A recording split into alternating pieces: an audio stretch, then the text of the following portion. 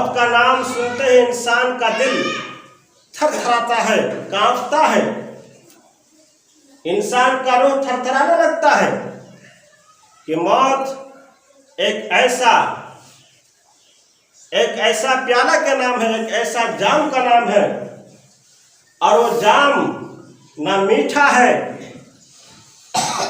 ना शहद की तरह मीठा है, ना दूध की तरह मीठा है, बल्कि वो एक नीम के पत्तों की तरह, चिरौता के पत्तों की तरह, कड़वे कसले जाम की तरह है। लेकिन चाहे वो जाम कितना भी कसीला हो, कड़वा हो, वो जाम हमें और आपको पीना पड़ता है। शायर कहता है, आने जाने का खेल जारी है, कोई क्या जाने किसकी बारी है। सर पे मंडला रहा है इजराइल, मौत का खौफ दिल पे तारी है। आखिरकार सब जुदा होंगे, 4 दिन की ये रिश्तेदारी है। यूं तो मीठा है जामे हयात, आखिर घोट इसका खारी है। जगह जी लगाने का नहीं है, ये जा इबरत की है, तमाशा नहीं है। तो मुअज़्ज़ज़ हाज़िरीन जुमा, यकीनन मौत बहुत ही इंतहाई खतरनाक चीज है, और ये लफ्ज भी हमारे और आपके लिए, दुनिया के 18,000 मखलूक़ात के लिए ये खतरनाक वर्ड है, जिसको मौत कहा जाता है, जिसको डेथ कहा जाता है। लेकिन हम मौत से बेखबर होकर अपनी हयात में, अपनी जिंदगी में लहब व लाइब के अंदर पड़े रहते हैं। अल्लाह ताला कुरान के अंदर फरमाता है, कुल्लु नफ्सिन ज़ाइक़ातुल मौत, कि हमने हर जीव को मौत अता करेंगे, और हर जीव को, हर रूह को मौत का मजा चखना पड़ेगा। और वो मौत का मजा हमारे दादा परदादा, बाप माँ, भाई, अहले रिश्तेदार, अहले खानदान, अल्लाह के जनाब मोहम्मद रसूलुल्लाह सल्लल्लाहु अलैहि वसल्लम तक को ही पीना पड़ा। आखिर जाम, ये कड़वा जाम, ये कड़वा शहादत, ये मौत का प्याला, यदि दुनिया में हमारा और आपका रहना मुबारक होता, अच्छा होता, ये दुनिया की कीमत होती, कद्र कीमत होता इनका, तो हमारे और आपसे पहले दुनिया के अंदर जितने भी वली आए, बुजुर्ग आए, अंबिया इकराम आए, वो लोग रहते, वो लोग नहीं मरते।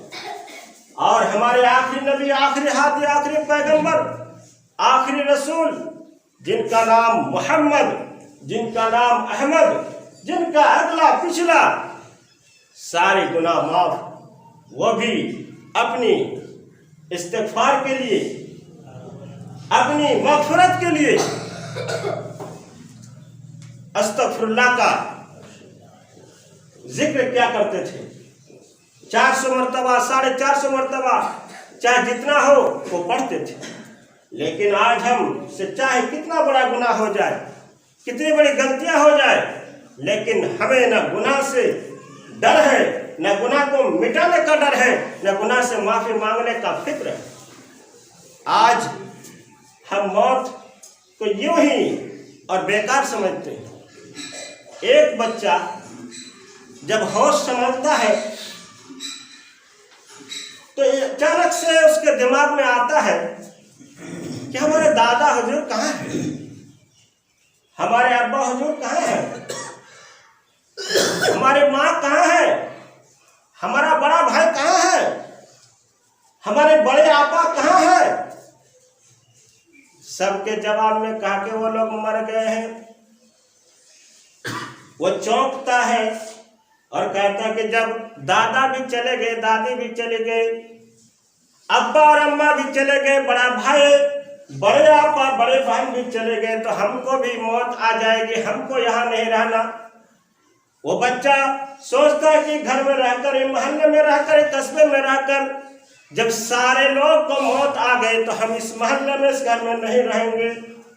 चुनांचे वो लड़का जंगल की ओर भागता है और जंगल में जाकर छुपने की कोशिश करता है कि जंगल में हम रहेंगे तो हमें मौत नहीं आएगी। वो लड़का जंगल में जाकर छुपने की कोशिश करता है। जो है जंगल में जाता है, एक तरफ से शेर आता है, दूसरी तरफ से चीता आता है, गेंडा आता है। जंगल के मुख्तलिफ जानवर उसके ऊपर हमला करने को आता है। वो बच्चा दिल दिल में सोचता है कि हम अपने गांव को, मोहल्ले को, कस्बे को, घर को छोड़ के आया इस डर से कि हमें मौत ना आए, हम ना मरे, हमारे बाप दादाओं की तरह, हमारे भाइयों की तरह हमें मौत ना आए, हम ना मरे, इसलिए हम जंगल का रुख किया है।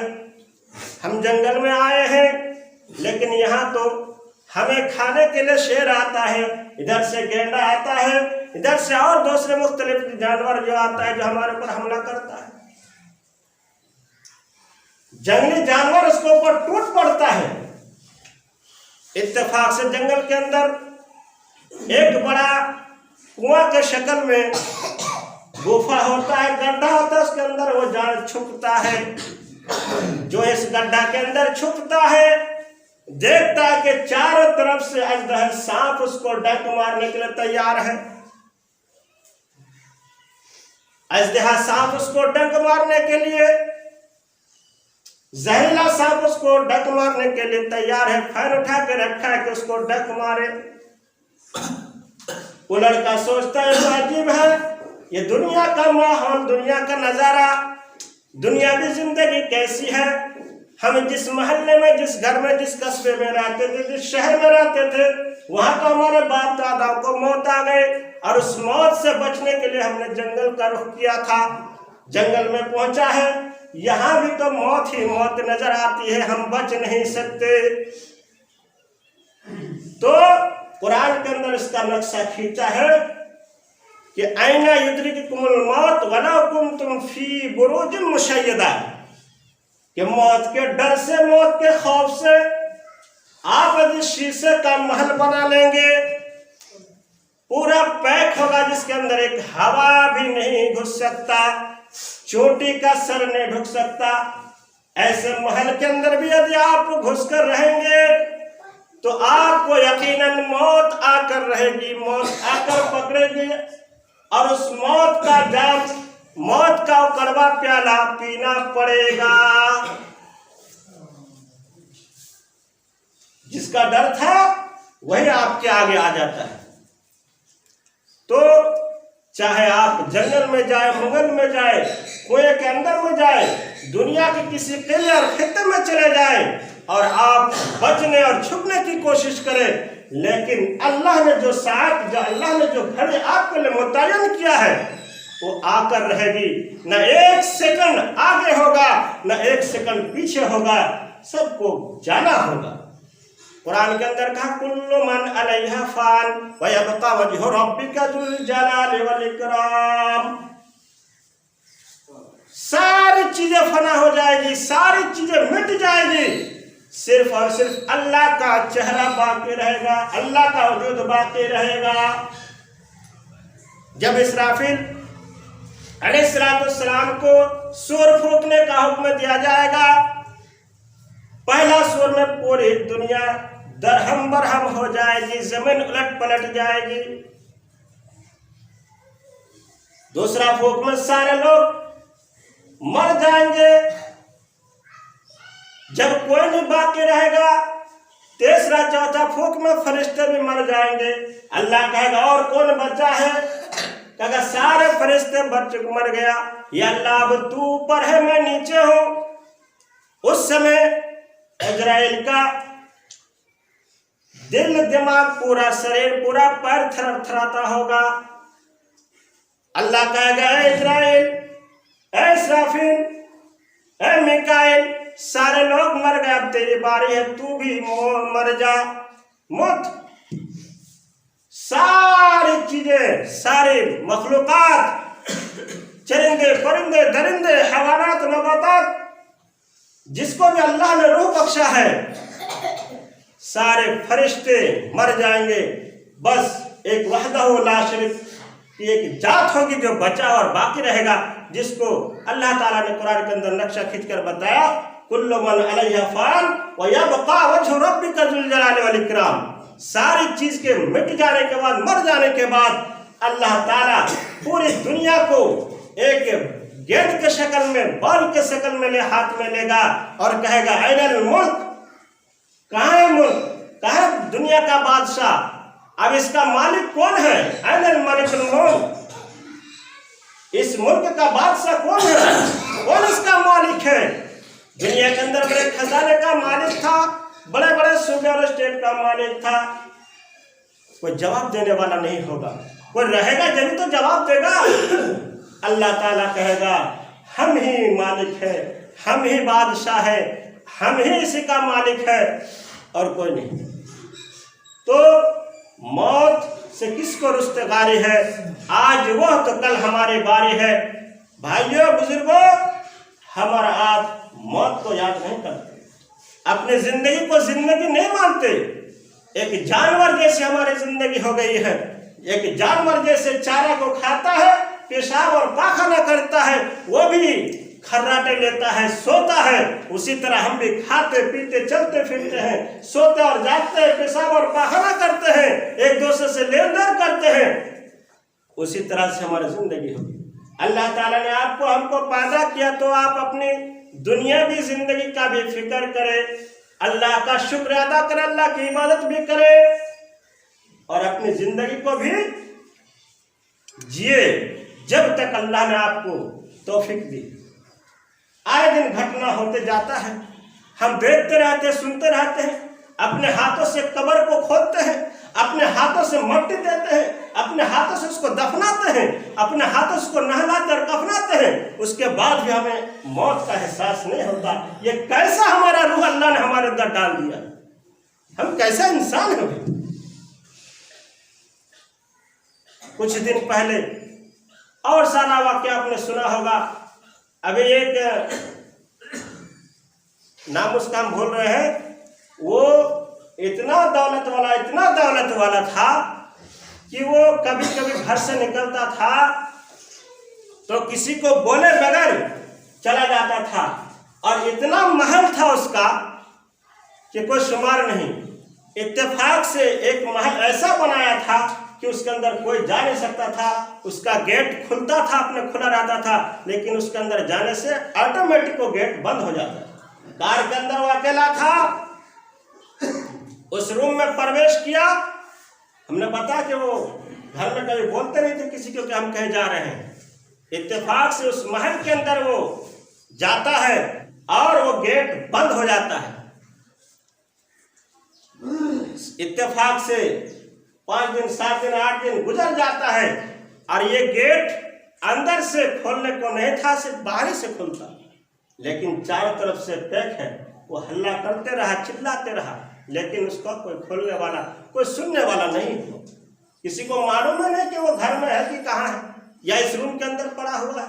कुछ दिन के बाद उसका लाश को मिला तो उसने अपने हयात में अपनी उंगली को काटा और दीवार पर लिखा कि दुनिया के अंदर सिर्फ माल और दौलत ही जीने का सरमाया नहीं है। सिर्फ दौलत ही, आप ये समझ ले कि रुपया ही, पैसा ही, दौलत ही हमको बचाने की या जीने का सरमाया है, जरिया है, चीज है, ये नहीं हो सकता।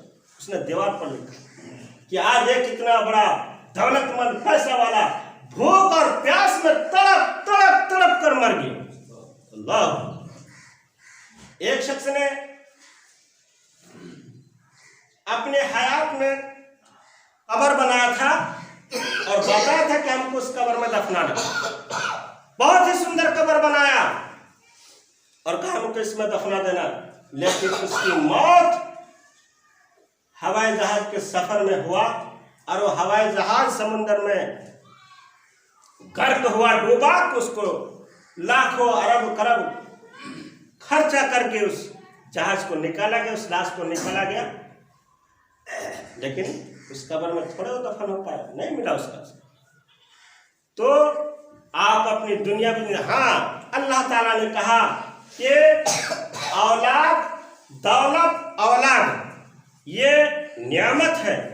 अलमाल वल बनुन जो है, माल और दौलत ये अल्लाह ताला की नियामत है।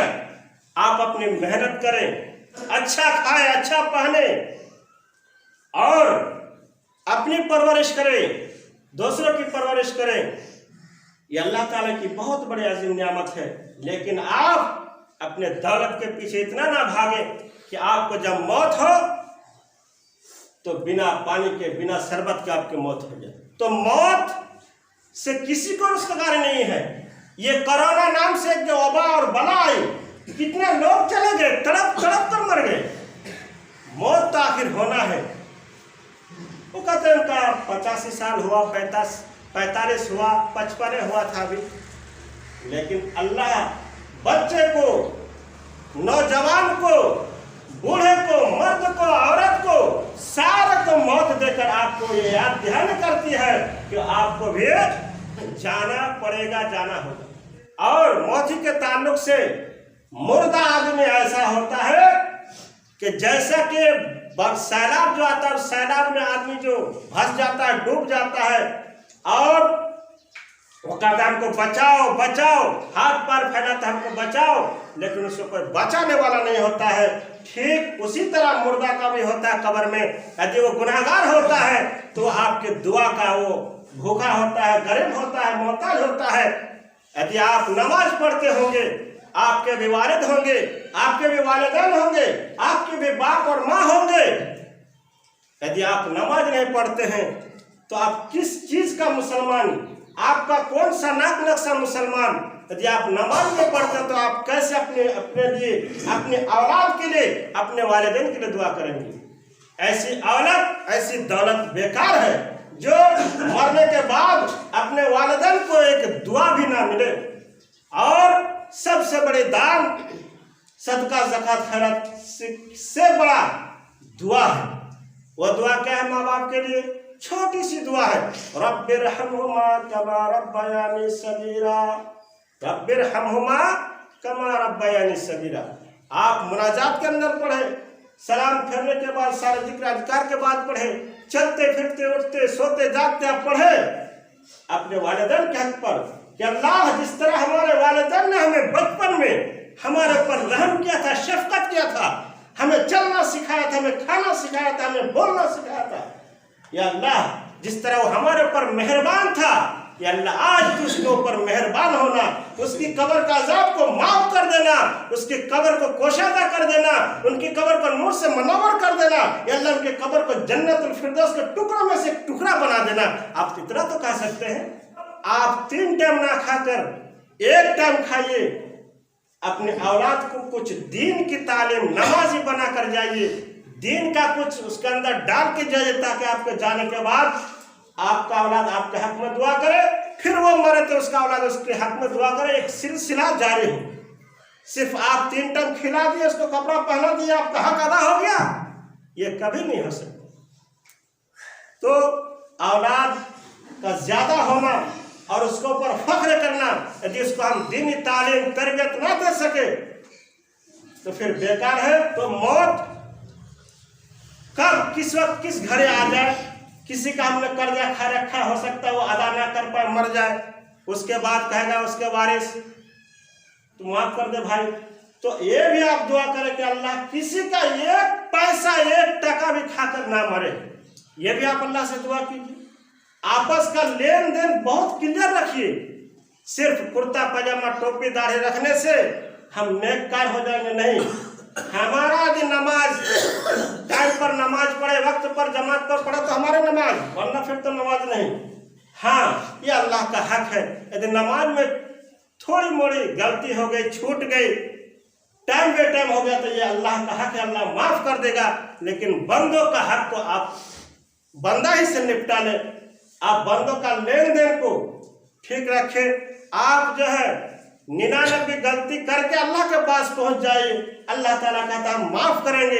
अल्लाह गफूर रहीम है। अल्लाह गफूर रहीम है, वो सत्तर रहीम है, वो गफ्फार है, वो हलीम है, वो जब्बार है, वो कहार भी है, वो वहाब भी है, बहुत दयालु है और बहुत जबरदस्त भी है। इसीलिए आपस का लेन देन भी ठीक रखें।